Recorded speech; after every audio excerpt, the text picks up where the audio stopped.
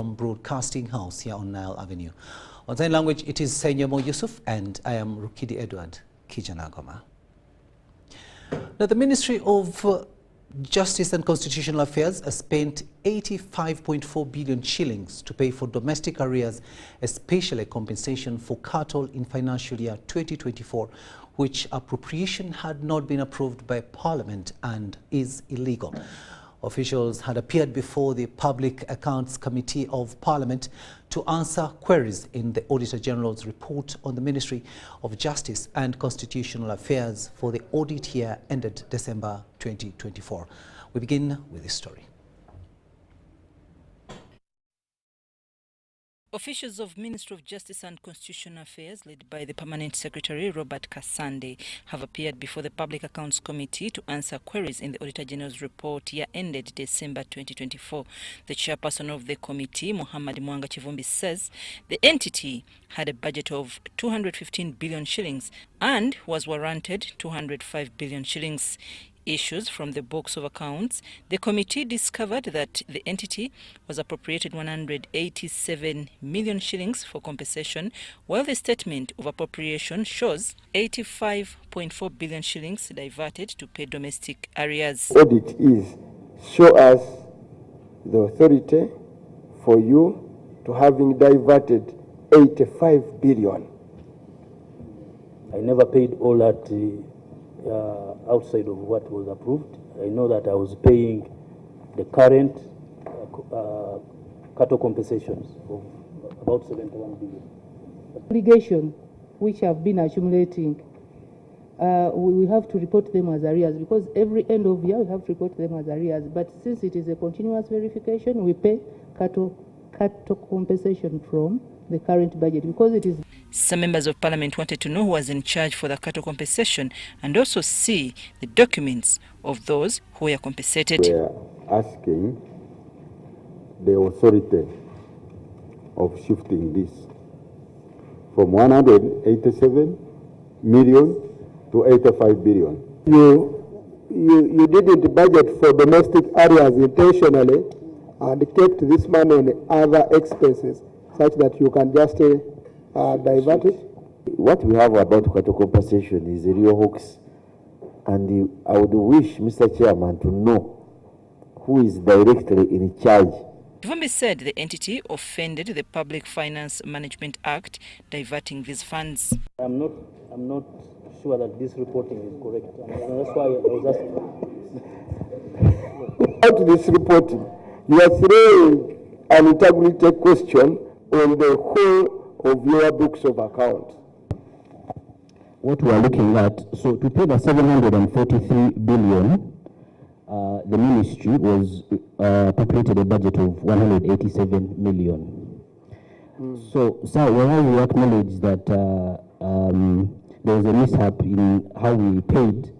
These other expenses that we paid comprise exactly the same items, which is cattle compensation.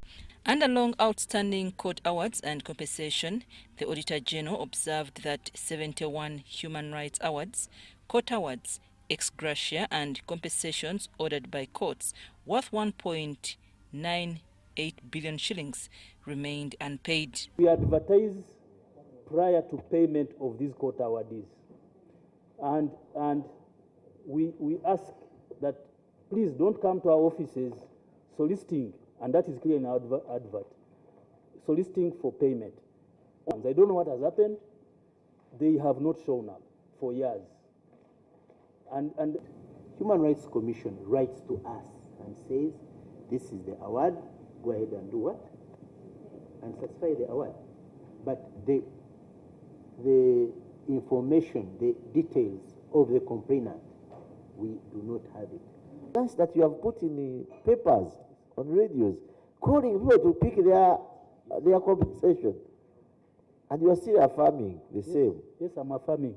You could even. It is small money, but we are looking at 40 million here, 34 million. To a common person, that is a lot of money. 9 million, 11 million, that is a lot of money.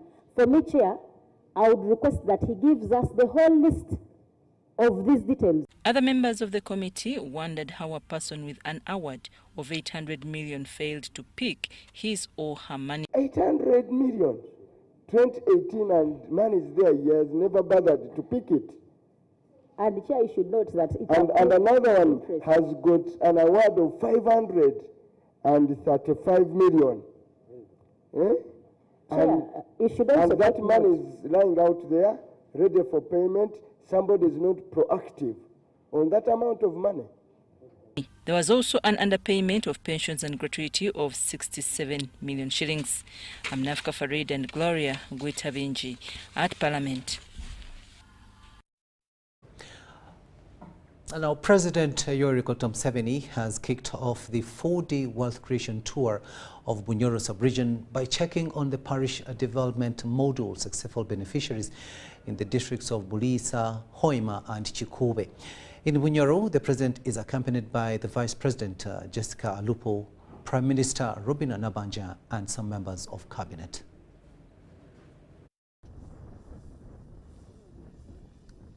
President Yoweri Museveni has kicked off the 4 days wealth creation tour of Bunyoro sub-region. From Bulisa, he will be going to visit another farmer in Chikube and thereafter in Hoima City, and then he will continue with the program. Tomorrow he will be commissioning different projects like the university and the stadium. In Bulisa district, the wealth creation crusade was convened at Tumusime Titus's home. Empunu mukaga zinyaguzire emwe kabansaija zona zaraga hari siringi miliyoni emu yonka government ya muheri nabo icyo nimbasaba mwena musome icyo kuroreraho cyabatunga tumusime. We welcome his message. We thank him that he doesn't sit in the State House and remain there, but he's able to go down to the lowest level to be able to interact with the population. Titus, a resident of Butiaba sub-county, is a parish development model beneficiary who received shillings 1 million in 2023. We President waitu wa ihanga wekitinisa muno General Yoweri Kaguta Museveni nkumusima muno hawa programu ya tairi ya PDM. According to the leaders, Titus is among the main successful PDM beneficiaries in Bulisa district. The livelihoods have changed, because there are people in this district, maybe in the issue, never touched even 1 million shillings. So when you hear the success stories, for example, ladies in the market who used to sell vegetables, tomatoes, and on getting PDM money, their incomes have increased. Since we received the PDM, at least I'm sure the food security, we are okay. There are those who have been criticizing the president, that how can he visit a farmer who has 2 goats or who has 3 piglets or just a small plantation. Yes, a president is a president for all of us. The president's visit to Bunyoro is also an opportunity to seek his attention towards some community challenges. Because the fishers in this district and in this community have been desiring to request the president to be able to present to them or to provide them with the right fishing gears. With PDM for the fishers, Your Excellency, giving it to household, 1 million each household, Your Excellency, it ends up being, some of them misuse it, some of them end up being fishmongers. But the original mistake was you people.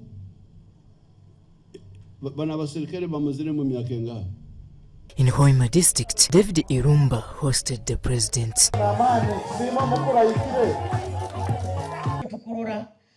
Because I know you are next to God. Yes, abokuba muzeebi okozire nibihuniriza. Kandi abantu babuduru bakimanyire bamanyire kimuli otuyire ni ensonga hati amurundi guno. Irumba is an established model farmer whose expertise in poultry has not only earned him a name but money as well. So that means in 10 days, 25 million. In a month, 75 million. In a year, about 900 million net. 900 million shillings net. And where they are heading, they want to be selling 1,200 trays per day. On this first day of Bunyoro sub-region tour, the president also visited Chikube district to assess the progress of the parish development model program.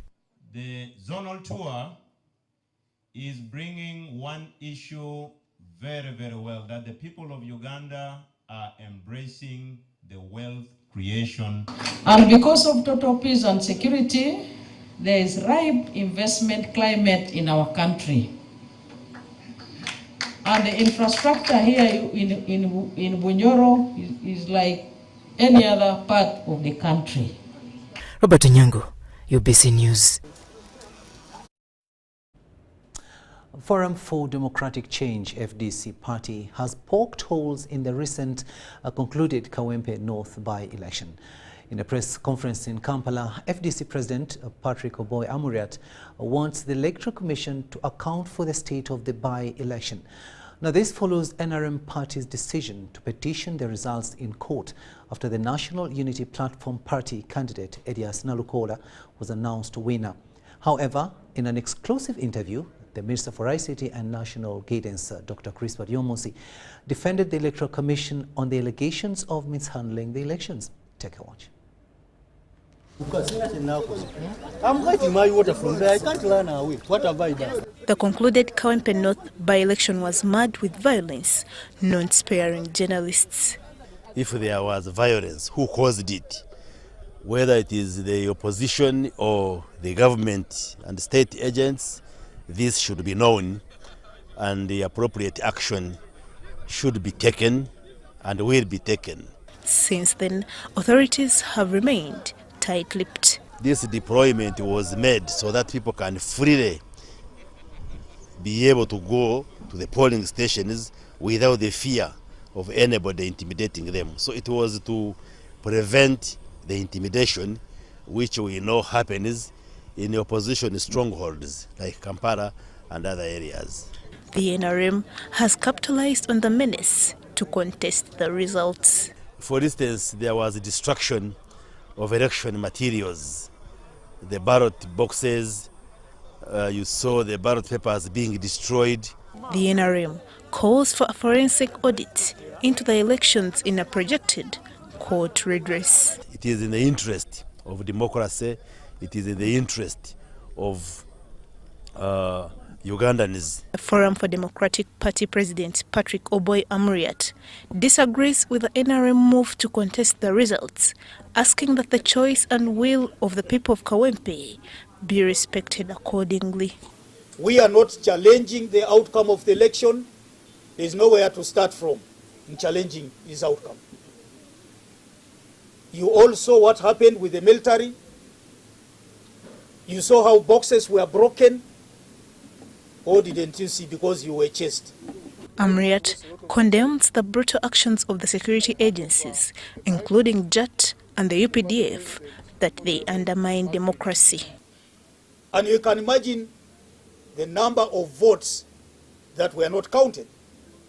They didn't stop the election, even with all those flaws. However, FDC doubts in the results of their candidate Sadach Muchibi, who collected 239 votes, making him fifth in the race, won by NUP candidate Elias Nalukola Luyimbazi.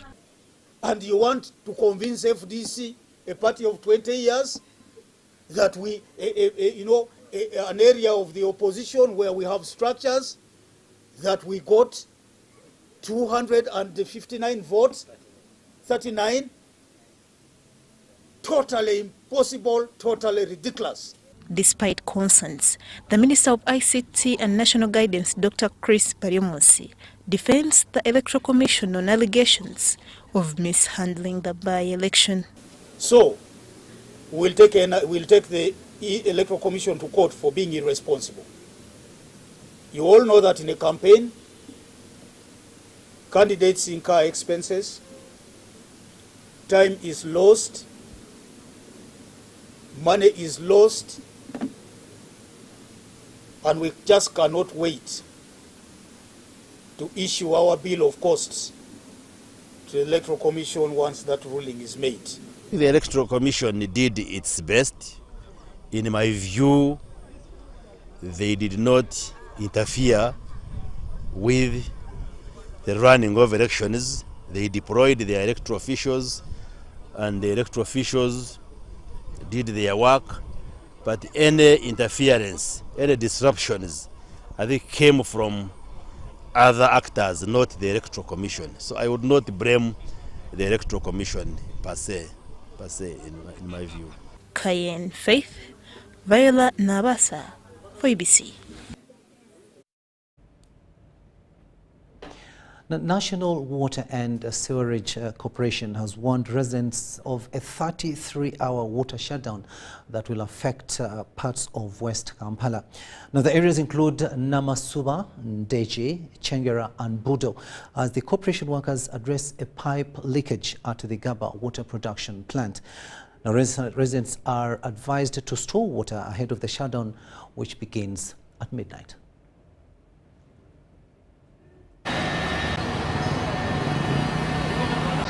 In Gaba we have 3 treatment plants. One of it that supplies Namasuba line.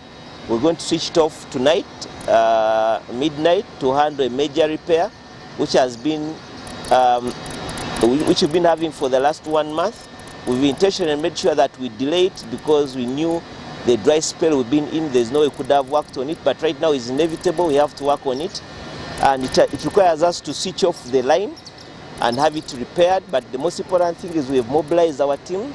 The work is starting today midnight. We're going to work throughout the night, and we need 33 hours to have it complete, so we'll be able to restore our water by Thursday midday. The places that are going to be affected, places around Ndeje, Salama Road, Namasuba, Lubowa, Chigo.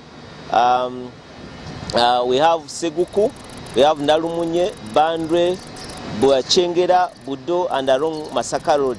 So those are places that are going to be affected during this period. So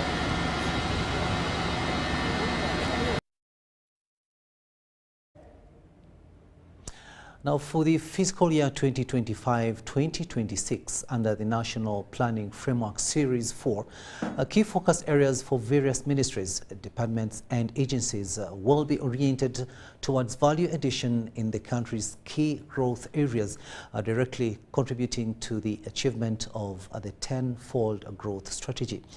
This will be done by enhancing investments in human capital development. This was revealed during the performance review of the Human Capital Development Program here in Kampala.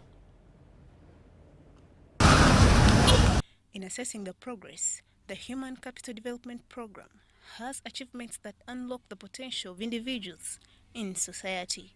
The Ministry of Education has provided over 184 billion in capitation grants to 8.8 million learners and increased staffing levels.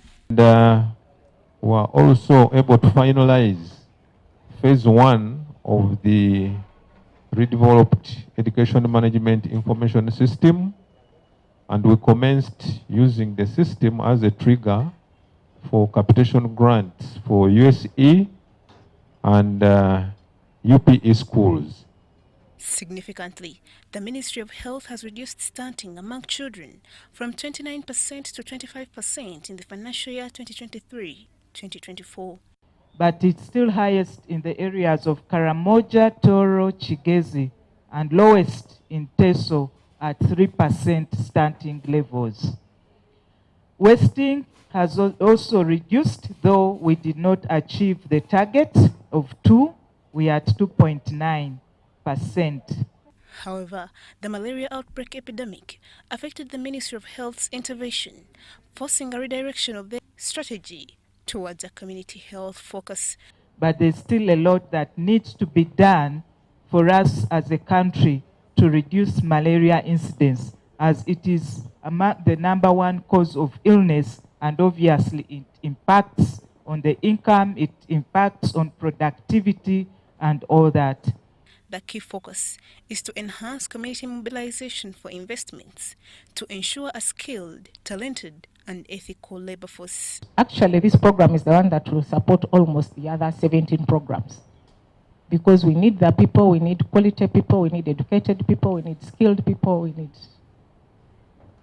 to achieve almost the goal of NDP4. The program still grapples with conflict of interest in service delivery and the implementation of policies which have hindered the enhancement of cross-sectional coordination within various ministries, departments and agencies. Kayen Faith, Nanonosmaya, BBC. The head of Public Service and Secretary to Cabinet, Lucy Nachove, has challenged permanent secretaries to ensure that the priorities of their entities align with the broad objectives of government, like the realization of Vision 2040. Nachove was officiating at the inaugural launch of the Public Service Leadership Excellence Program in Kampala. All permanent secretaries are attending a 3-day-long Public Service Leadership Excellence training organized by the Ministry of Public Service, Office of the President, Civil Service College, in collaboration with Chandler Institute of Governance. Officiating at the event, the head of Public Service and Secretary to the Cabinet, Lucy Nachove, challenged permanent secretaries to adopt global best practices to enhance coordination and improve service delivery in Uganda's public sector. In our pursuit of excellence, it is essential to learn from global best practices. Through international exchanges, we will gain insights into how other nations have addressed common challenges, have adapted to innovative strategies, and have applied. The Managing Director, Strategy and Research, Chandler Institute of Governance, Kenneth Sim, is optimistic that the training will help permanent secretaries to enhance their skills in public service management. A Public Service Leadership Excellence Program is a continuation of the partnership between CIG and the Uganda government. Over the next 3 days, you will hear from experts and former practitioners from Singapore and from all over the world. However, they were asked to embrace strategies of curbing corruption, a major hindrance to better service delivery. The policy, initiative and resource allocation that you make should be guided by the national vision and be seen to work towards achieving it. As we engage with our esteemed resource persons and exchange insights from global experiences, let us draw lessons not only from challenges encountered elsewhere, but also from successful models of national development. Our vision must be both ambitious and grounded in the realities of the Ugandan people's needs and aspirations. Public service is key in the provision of essential services to the people and ensuring implementation of government policies. Regan Ahumaza, Adia Nakuti compiled this story for ABC. A State Minister for Youth and Children Affairs, Balam Bargahara, has delivered a letter from President Yoweri Museveni addressing youth substance abuse measures. He also defended himself against allegations of vote rigging in the Kawempe North by-election, apologies for journalists' mistreatment while urging unbiased reporting. We have more in this story. The Minister of State for Youth and Children's Affairs, Balam Barugahara, read a letter from President Yoweri Museveni containing a message for the people of Iceland, where the President was scheduled to attend the annual Planet Youth Conference. However, due to his packed schedule, the President delegated Minister Balam Barugahara to represent him, as he could not attend in person since the conference is set to conclude tomorrow. Consequently, the Minister opted to convey the message through the online media. Hola Domastoti, the 7th President of the Republic of Iceland, and also the 2nd female President since independence of Iceland in 1944, and Barugahara Balamateni, representing His Excellency the President of Uganda at this year's annual Planet Youth Conference taking place here in Iceland. I meant to join you live. Unfortunately, due to logistical challenges, we've been unable to connect from London to Iceland. So we decided to have this brief. His Excellency couldn't attend the closing ceremony because he had other prayer arrangements and functions that he had set up. In the President's letter, his focus was on combating substance abuse among the youth. He He stated that the government is implementing economic empowerment initiatives, awareness campaigns, robust legislation, stringent enforcement, and rehabilitation programs for the youth. In Uganda, government is implementing the following proactive measure to address the challenges of substance abuse among the youth. One of the measures is economic empowerment of the youth. This involves ensuring that the young people are educated, healthy, immunized, and equipped with skills that can enable them earn a living. Government has created wealth funds like the Youth Fund, the Punch Involvement Model, etc. The minister commented on the recent fracas during the Kawempe North by-election and allegations of vote rigging. The platform, as you saw there on the first day of nomination, many of them are wearing black, and some of them will have a name here, Jat. So to confuse people, they put James. They put different names. But for us, we knew they were trying to imitate the government force Jat. I will never participate in voter bribery or rigging. I already informed you a day earlier that NOP has 30,000 votes that are intercepted, but they ran away with almost 20,000. So that enabled them go to all polling stations and throw at the time of tallying results. That is how NRM lost, and also NRM lost because there was intimidation by NOP. The NOP people kept going door to door telling people, if you go, we shall stone you. They are these black stones, like swords. Those stones, if they throw a stone at you, you will even bleed. So that is where the challenge started, and that is how the provocation started. The minister apologized on behalf of the government for the mistreatment of journalists during the Kawempe North by-elections. He urged journalists to avoid biased reporting. I want to extend the message of the Chief of Defense Forces, who's also my supreme leader, which he issued the other day, regretting the incidents where journalists and the army were involved in a friendly fire, and we pledge that won't happen again. We shall work closely together to ensure that doesn't happen through collaboration and through meetings. Bantu Machawe Semambo, UBC News. Which is robbing our young youth. State Minister for Agriculture, Fred Wino Chakulaga, has said Ministry of Agriculture, Animal Industry and Fisheries is constructing agricultural laboratories in over 69 districts to test soils and support farmers to know the appropriate fertilizers to use. He was closing a stakeholders engagement between MAIF, African Network for Policy Research Institute, Makerere University Agricultural Policy Research Center and agricultural extension workers on the best farming practices.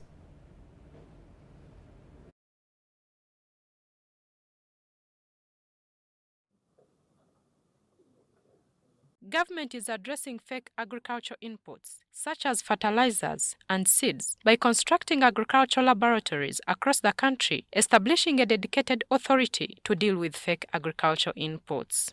We are going to build the laboratories not only to do soil testing, but to do other things. For example, to diagnose diseases of crops, diseases of livestock, diseases of fish. So it's going to be a general purpose laboratory at the district level. Researchers say soil testing is key before applying fertilizers to preserve the soils and improve productivity. There's a need for us, one, do soil testing, do capacity selection officers to actually give feedback to the farmers. So we advise the farmer saying, this is what you need to do to improve, this is what's missing, this is what you do, this, that's the kind of thing. Like when you go to hospital, they tell you, okay, you're sick, but the problem, the disease you have, you actually don't, you need to take a drug. What you need to do is to go and rest. Maybe they give you Panadol. But if they didn't test, what you do is they give you malaria, chloroquine, every drug that is there for you take it, you have to not sick. And what are you causing? You're causing a state of resistance in the body and drug residues in your body and it creates another disease altogether. And this is what you're saying. Don't just apply fertilizers blindly. The private sector dealing in agribusiness needs to ensure quality and flexibility while selling agricultural inputs. The private sector must be actively involved in developing efficient fertilizer distribution systems, upholding high fertilizer standards, and ensuring affordability for smallholder farmers. Winnie Ainembabazi Katwire for UBC.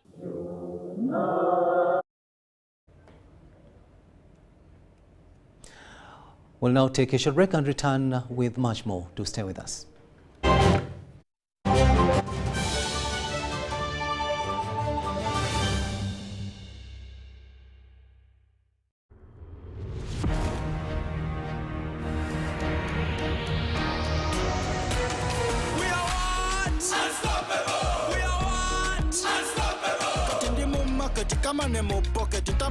Street issues are my target. We are what? Unstoppable. We are what? Unstoppable. I'm in a plantation, but on a global mission. Internet ambition, full condition. We are what? Unstoppable. We are what? Unstoppable. Oro cash is gone. Netaga yo karoni. Niga mukafoni. Money in the zone. We are what? Unstoppable. We are what? Unstoppable. We are good.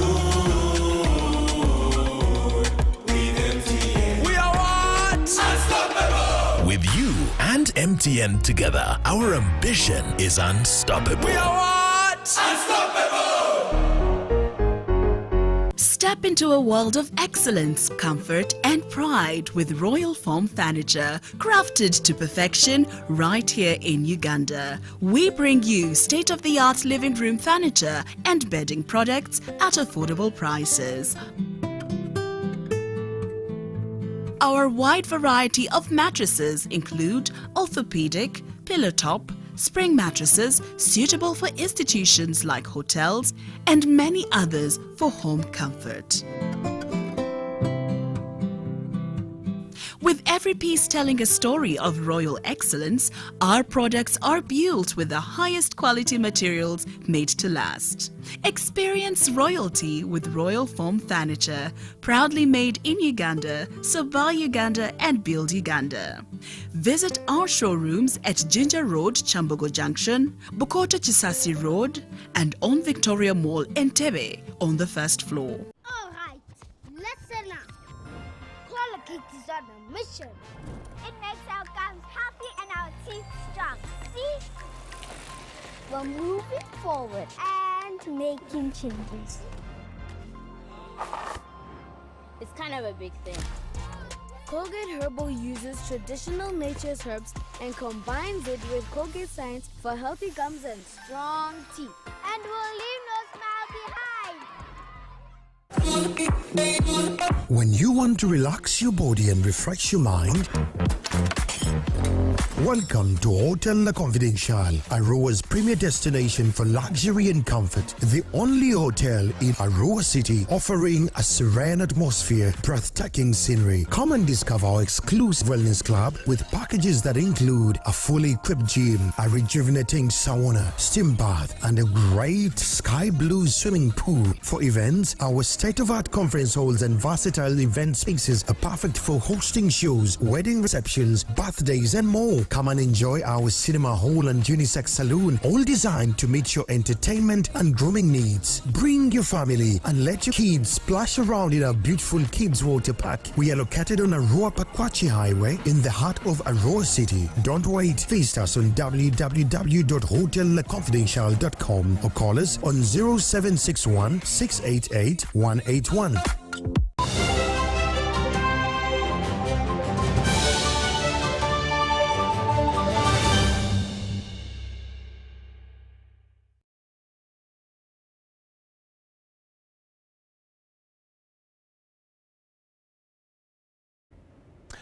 Welcome back from that break, and this is News Tonight here on UBC TV, and a warm welcome to those of you just joining us.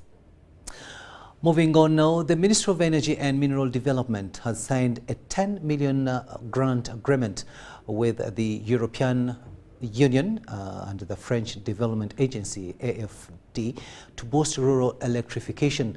This initiative supports the government's efforts to expand last-mile power connections for underserved communities. Dennis Igor reports.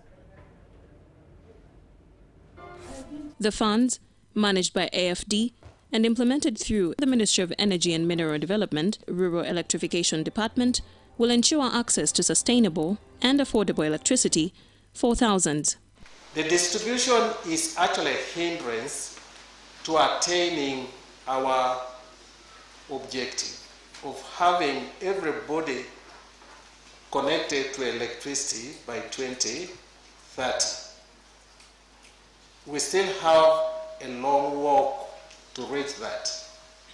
Because as we talked, the Commissioner talked about where we are in our access, attaining universal access to electricity.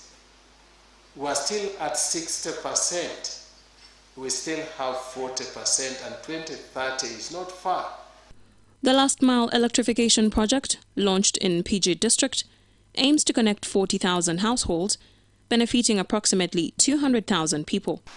And I want also to underline here that while we see other donors, major donors, leaving Uganda, the European Union stays committed.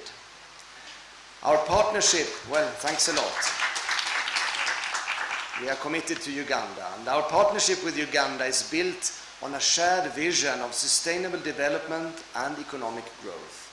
Together with our member states and financial institutions, the EU has made significant strides, empowering already 1.5 million Ugandans with electricity thus far, with another 3 million expected by 2027. This project aligns with Uganda's Vision 2040 and the National Electrification Strategy, reinforcing the country's goal of 100% electricity access. The last mile connection projects will extend the national grid to the underserved communities, ensuring that families light their homes, that the students can study at night, and that the businesses operate efficiently. PG District Local Government will work hand in hand with the partners to ensure the efficient implementation of Last Mile project. We will ensure that our communities are well informed, actively engaged, and equipped to take full advantage of the benefits that come with electrification efforts. While electricity is vital for social and economic development, many rural areas still lack reliable and affordable power. Maureen Babidie for UBC. A Minister of State for Mineral Development, Fiona Nyamtoro, has called for fast tracking of the Earth Scientists Registration Board Bill 2024 to address a series of challenges facing the mining and minerals sector. While presiding over the launch of the consultation dialogue of Earth Scientists Registration Board Bill 2024, Minister Nyamtoro underscored the urgent need to regulate operations of the geoscientists in the country. Parliament enacted the Mining and Minerals Act to regulate all activities, operations and transactions related to mining, exploitation and refining of minerals. Parliament directed that a separate bill be drafted to provide establishment of the Earth Scientists Registration Board Bill 2024 to provide regulation and supervision of earth scientists. We want to have people have a standard that if you are going to do some work, you should be having required qualifications, required experience, and you are recognized.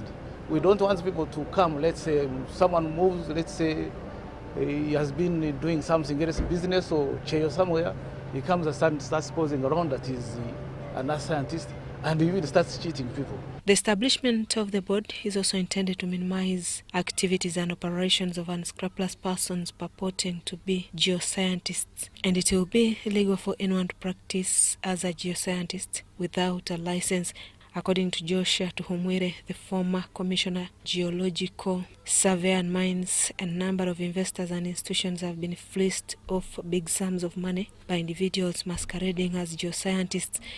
You engage somebody, a geologist or geophysicist X, you take him or her out, you say, I want you to do evaluation for me on this property, which I'm going to buy or acquire from somebody else. And somebody comes and gives you a short report, undervalues or overvalues property, you part with millions of dollars. When you go on the ground, the mineral resource is not what you expected. Edward Scatto, the former director of the Directorate of Geological Survey and Minerals, noted that licensing of all earth scientists is timely, especially since the country is increasingly engaging in mineral exploitation. But there are people who are smart, especially when I was in geological survey and mines. Some staff would just be outside the road waiting for people, investors coming. The man arrives, he introduces himself as somehow the assistant commissioner of geology. Straight away takes him to his office and talks, because the other person may not be conversant with the subject. And he just freezes that guy. Compliance with the Professional Code of Ethics will be a requirement for all practicing earth scientists, and anyone who goes against the Code of Ethics will be penalized in accordance with the set rules and regulations. The State Minister for Minerals, Fiona Nyamtoro, has called for fast tracking of the bill to address underlying challenges in the mineral sector. It is notable for us to prioritize that this is a requirement by government, that consultations with stakeholders be undertaken prior to approval of any legislation. And it is therefore against this background that this consultative workshop was organized. Among the categories of disciplines classified under earth scientists include persons with qualifications in geology, geophysics, geoscience, mining survey, mining engineering, hydrology, metallurgy, among others. The process to have a regulatory body for earth scientists started way back, but has never seen light. Susan Naung and Andrew Sebira reporting for ABC TV. To Western Uganda now, particularly in Wera, where it's not good news coming from there, because police in Wera Division, Kasese District, have arrested a 65-year-old former police officer, Chakweire Cipriano, for allegedly stabbing his 50-year-old wife, Night Masika, to death in their home in Kakone 1 village in Nyakiyumbu sub-county. It is alleged that Masika Knight, the wife to the suspect, visited her relatives in Mugeze Cell, Nsenyi Ward, Kisinga Town Council, but while coming back, she developed a misunderstanding with her husband. Take a watch. Bwera Division Commander SP Tai Ramadhan has said that the incident occurred after the deceased attempted to leave their matrimonial house, prompting the suspect to lock doors before attacking with a knife. She came back to come and pick a few of her things. She came, she found the husband at home, she greeted the husband and entered the bedroom to pick a few of her belongings. So when the husband realized that she's packing some things in the house, she went inside to lock the door, and that's where the scuffle happened. Unfortunately, the result was not good. After the residents alerting police, the suspect was arrested and carrying on investigations. Right now is murder, is a suspect murder case. Yes, there could be other cases there, but now the murder case stands out. Speaking to one of the residents, she attributed the incident to domestic violence. Where is my boy?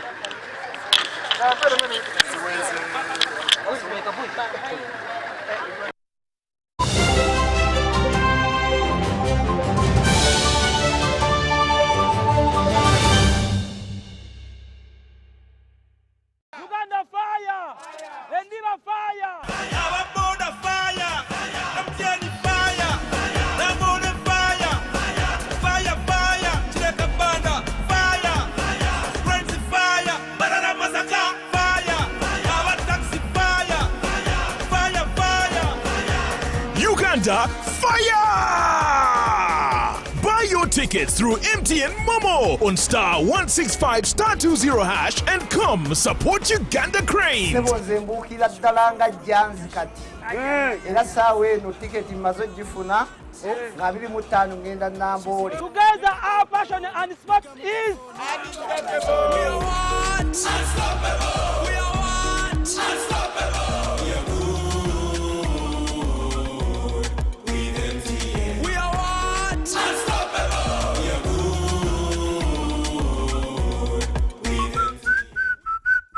Ononye ekipu kya mulembagirawo akazanyo ka spin for cash kakano kaguse ku mutimbagano ku nusu bitano 10 n'enkumi zokka osobola okucacanja wonna wooli tosigala mabega weewandise ku www.nationallottery.go.ug naawe ofuna omukisa ogw'okwewangulira kavuwa buwumbi 2 obwa siringi za Uganda kati n'olinda ki sanya spin for cash wonna wooli essaawa yonna. Ituba is the proud operator of the Uganda National Lottery.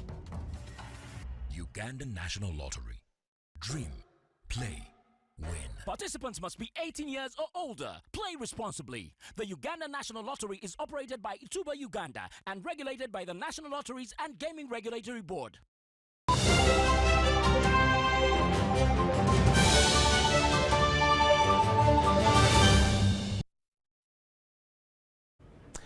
Welcome back. Let's have a look now at the latest in business. Uganda Airlines Chief Commercial Officer Adedayo Olawi has said since launching flights to Abuja, Lusaka and Harare in October last year, the airline has experienced rising passenger numbers. The expansion brought the airline's total destinations to 16, thereby strengthening its presence in the African aviation market. Edging closer to pre-pandemic levels and continuing to rise ahead of the peak Easter travel season, Uganda Airlines Chief Commercial Officer Adedayo Olawi says they are experiencing a surge in passenger demand, most especially on the new routes introduced last year. We are looking at a period of consolidation. We've started all of these new routes. We are trying to see, okay, how can we now bring them to fruition? Looking at how we can better improve our connections and connectivity, better serving people. We are looking at how we can get that gel within the network where people are able to travel seamlessly without disruptions, where we are signing new interlines, which we'll be announcing soon as well. So generally for us, it's a period of growth where we want to stabilize and push forward on all the routes that we launch. The Abuja route, initially launched as an extension of the Lagos service, is one of the airline's busiest. Which meant it will be augmenting Lagos in itself. So it's not been bad in itself. We've seen the numbers growing. We are now doing over 900,000 passengers on that addition alone from Abuja in a month. Flights to Lusaka and Harare have also been well received, especially during the December holiday season when travel demand spiked. Lusaka and Harare, on the other hand, have been very, very good. In fact, it really boosted our traffic in December because we had a lot of connections from these destinations into destinations like Mumbai, Dubai, Lagos. So it's been very strategic for us, just as we had planned it, and the numbers have been very good. And we anticipate that it would even be better when we launch other new routes like London. The airline also plans to expand its network and build new partnerships. Among the upcoming additions is the highly anticipated route to London.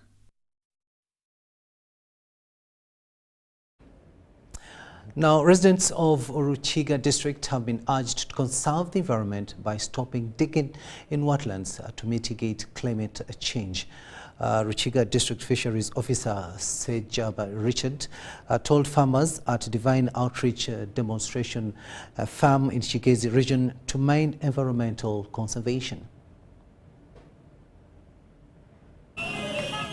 The Patriotic League of Uganda, led by Youth Coordinator Kigezi Region, Kamsime Gloria, visited a model farmer, Tumsime Isaac, in Rachigaji Sale, Kirunga Parish, Kashambia Sub-County. So the reason we are here is to promote fish farming as a climate-friendly farming approach that will help our farmers, especially those that have been relying on wetlands for their survival, to have another meaningful opportunity in which they can make money. Tumsime Isaac owns Divine Outreach Demonstration Farm and deals in fish farming, beekeeping, piggery, and vegetable growing. konkerizo abandi bagamba areas ezikurakurira no kutera entambwe ni areas ezine omwanya guba kuzamu omuntu akatendekebwa akabangurwa omubyo kuhinga na no kurisa omubintu bya bulijo ebyo kutandikibwaho. The Kigezi Region Coordinator, Patriotic League of Uganda, Kamsime Gloria and Chichoncho Patrick have supported farmers with 4 million shillings. Each has startup capital to engage in agriculture.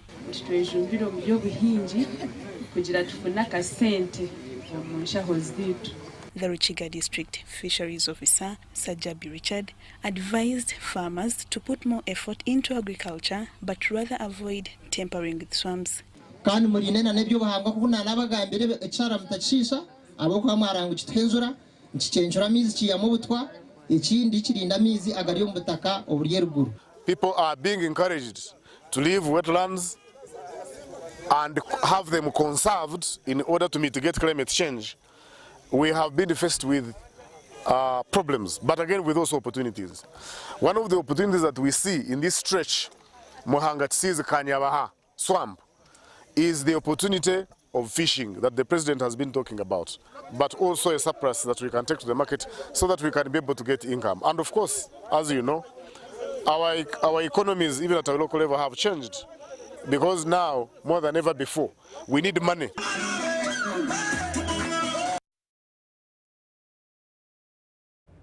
The chairperson of Uganda Cooperative Savings and Credit Union, Bintu Jalia, has said the regulation of savings and credit cooperative organizations in Uganda has raised concern on contradictions within the legal framework.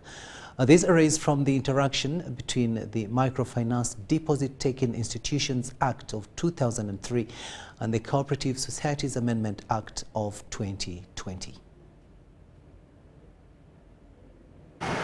This regulatory environment has created confusion about the roles of key stakeholders, including the Bank of Uganda and the Ministry of Trade, Industry and Cooperatives.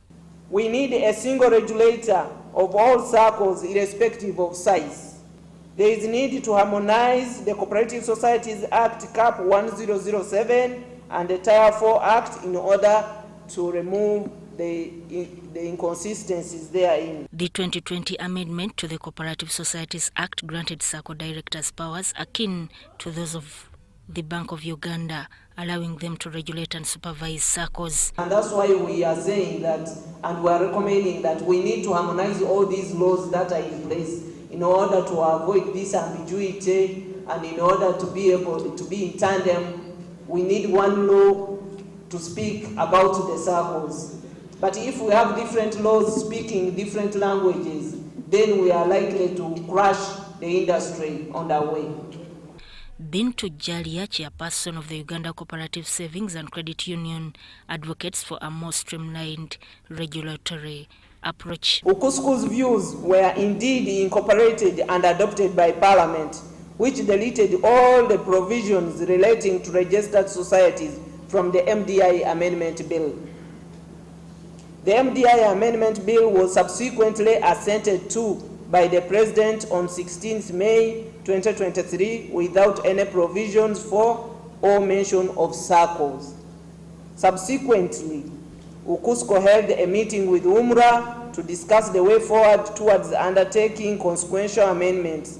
But as this was ongoing, the MDI Registered Societies Regulations of 2023 were approved, signed off and published in the Uganda Gazette. The Bank of Uganda's role in overseeing SACCOs, particularly in licensing, regulating and supervising microfinance institutions, has become even more vital under recent amendments to the MDI Act. In 2023, Ministry of Finance introduced the Microfinance Deposit-Taking Institutions Amendment Bill of 2022 to clarify Bank of Uganda's role and reduce the influence of the Cooperative Societies Act in favor of the MDI Act. Section 4(1) and Section 7 of the Microfinance Deposit-Taking Institutions MDI Act of 2003. This amendment sent large SACCOs to Bank of Uganda for licensing. Regulation and supervision of SACCOs with institutional capital greater than 500 million and voluntary savings of greater than 1.5 billion. shillings. In 2020, Uganda Parliament amended the Cooperative Societies Act, which gave the Register of Cooperatives the same powers as UMRA and Bank of Uganda to regulate and supervise SACCOs. Sudat Kaye and Robert White, UBC News. We'll take a short break and return with the latest in sports.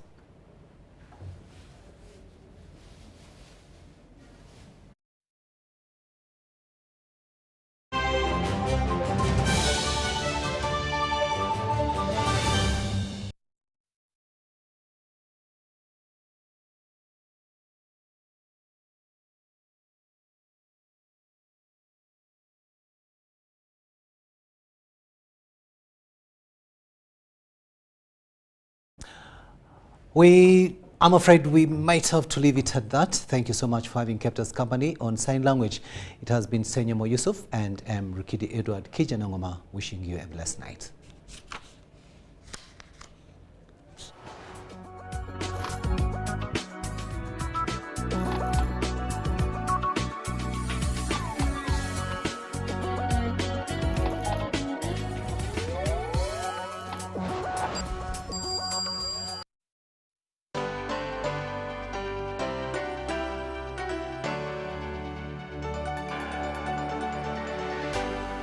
UBC, inspiring Uganda.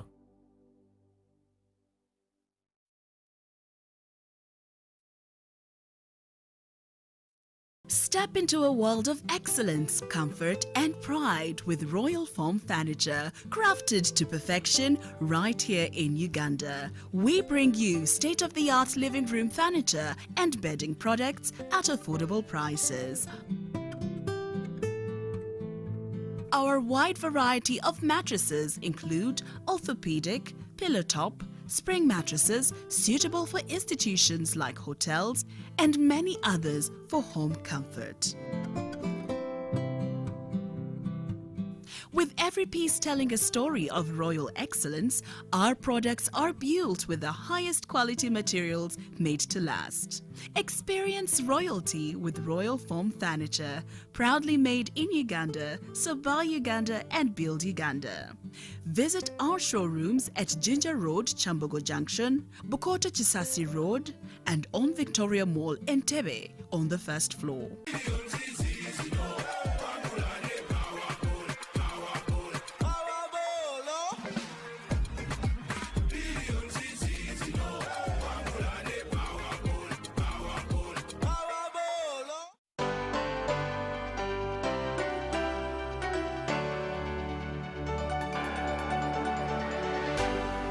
UBC, inspiring Uganda.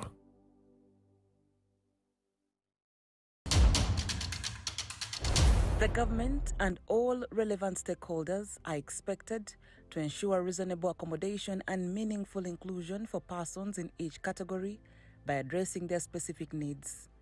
This video will explore specific cases of adaptations or advancements necessary for the meaningful inclusion of three categories: persons with disabilities with hearing impairment, persons with short stature, and persons with visual impairment. The examples will cover various topics such as the difference between non-talking lifts and talking lifts, non-talking calculators and talking calculators, the lack of sign language interpreters, and ATM accessibility for persons with short stature, among others. In their commitment to fostering innovation and flexibility, the Ministry of Labour, Gender and Social Development actively monitors and documents the daily experiences of persons with disabilities. The focus is on gaining insights into their challenges and identifying obstacles to promote meaningful inclusion. In this documentary, we highlight persons with disabilities, providing examples of the necessary modifications or meaningful inclusion.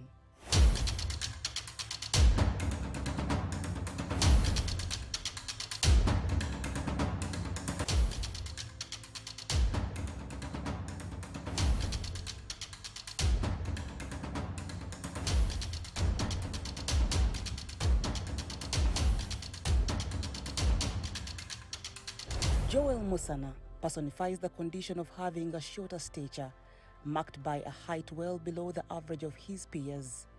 Our goal in producing this video was to delve into the daily experiences of persons like Joel, shedding light on the main obstacles they face.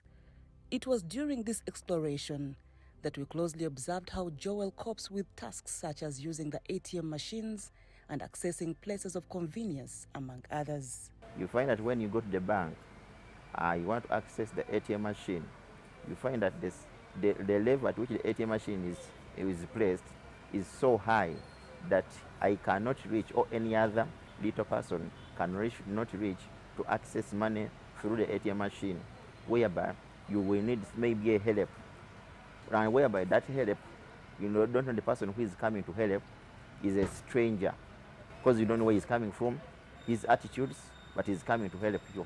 So security-wise, you are not safe. Another thing is that when you decide that maybe let me use the counter, you find that the counter also, there is no way you can write, and we have mobility challenges. Standing becomes a problem, so you cannot stand to wait. So in the due course, you don't find where you can write from so that you can access money. If you take a decision to use the online banking, the online banking is so expensive that it takes almost all the money. You see, when you go to the places of convenience, because these calls can happen anytime. You go there, you decide to go to maybe the toilet or the washrooms, you find that the urinals where they are placed, they are so high. Even those on which they say that maybe they are somewhere at a lower level, they cannot hold us. They are high according to our level, so they are not on the standard. So you find yourself being affected in that way. According to statistical approximations, Uganda is home to around 600 persons belonging to this particular group, emphasizing the significance of addressing their requirements and ensuring the full enjoyment of their human rights. Beyond those with short stature, we interacted with a person with visual impairment to comprehend their obstacles and the ways in which they manage their day-to-day activities.